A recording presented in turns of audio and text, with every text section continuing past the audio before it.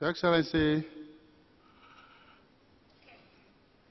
Mr. Hali Mariam, distinguished ladies and gentlemen, I'm here to read the statement of the Secretary General of the United Nations, which is a message to the Abuja+12 Special Follow-up Summit on HIV/AIDS, tuberculosis, malaria, and other related infectious diseases. And I read, I'm pleased to send greetings to this important summit. At the beginning of this century, Africa's leaders declared the AIDS epidemic a full-fledged emergency and made unprecedented commitments on tuberculosis and malaria. They pledged increased government funding for health and called on donors countries for greater support. The following year, the Global Fund to Fight AIDS, Tuberculosis, and Malaria was born. Since then, the Rollback Malaria Partnership, the Stop TB Partnership, and the entire UN system, through the co-sponsors under the umbrella of UNAIDS, including WHO, the UNDP, UNICEF, UNFPA, UNESCO, the World Food Programme, ILO, UN Women, UNHCR, UNODC, and the World Bank have rallied global support, triggering one of the most spectacular responses in the history of infectious diseases, and I might add, indeed, in global health that the world has ever witnessed. Today, I wish to observe that great progress has been made. 25% fewer people die of malaria today than in 2000. Each year, less people fall ill with tuberculosis, and the world seems to be on track to achieve the Millennium Development Goal of reversing the spread of the disease by the year 2015. Dramatic progress has also been made in the fight against HIV and AIDS, with nearly 10 million people on antiretroviral treatment worldwide. Fewer people are dying or becoming infected. Before the 2001 Abuja Declaration, HIV treatment in Africa was almost non-existent. And 11 years later, 7.5 million in this continent are receiving antiretroviral treatment.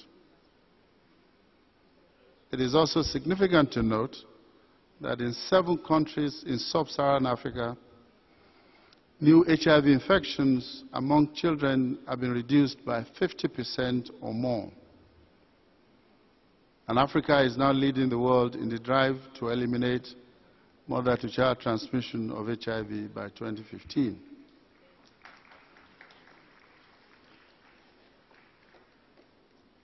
The key to this has been strong leadership, beginning with the political commitments outlined in the original Abuja agreements that generated a flow of funds from within Africa and from the international community.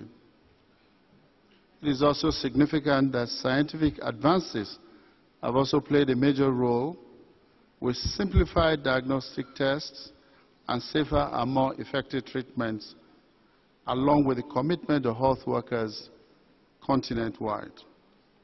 Yet, malaria, TB, AIDS, and other infectious diseases still pose a significant threat to the well-being and development of people in sub-Saharan Africa.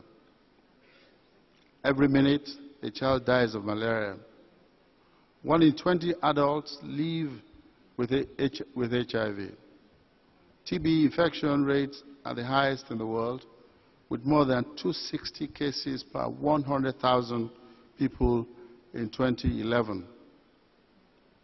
What is more worrisome is that many Africans endure the double burden of HIV and TB.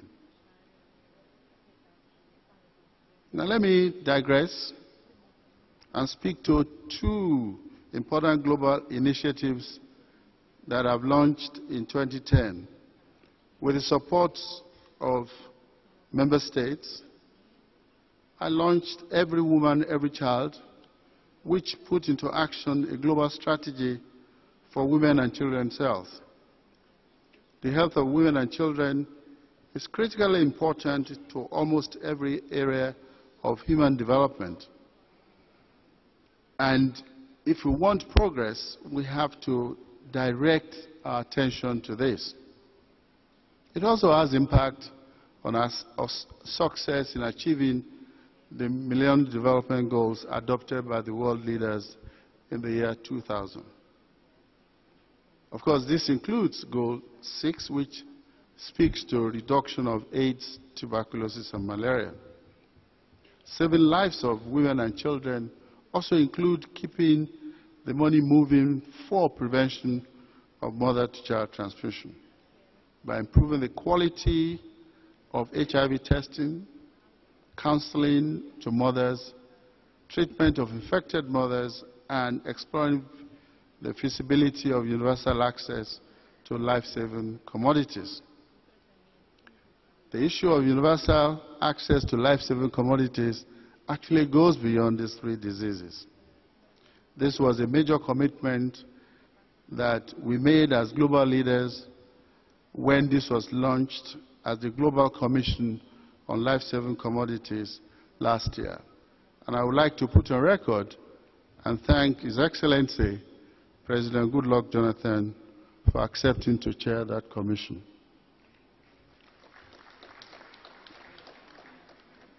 Your Excellencies, ladies and gentlemen, we have less than 1,000 days until the MDG's deadline in 2015. Now, we have done a lot. The goals seem to be set, but if we are going to achieve it, we still need to do a lot more. Let us, at this time, heed the warnings of history. Let us maintain the momentum that we have created and make sure that we don't halt it, because then we can reverse progress. And progress that we've made for AIDS, malaria, and tuberculosis. My call at Abuja+12 is for renewed leadership and particularly increased domestic funding and the international systems assisting Africa to achieve the goals that they set for themselves. We need new investments in improved tests and drugs and build stronger health services and systems to deliver them. More human resources for health, better logistics management system, and a better monitoring and evaluation system. This summit can be and provide a tipping point in Africa's progress on health, and health in the broadest sense. Let us use the entry points of AIDS, tuberculosis, and malaria to broaden public health policy and ensure that we can include these in all aspects of the work we do, especially in humanitarian, in peace building, conflict resolution, and particularly in development. Your Excellencies, ladies and gentlemen, let us finish the work begun at the beginning of the century so we can bring greater equity, security, opportunity, and prosperity to all the people of Africa. I thank you for listening.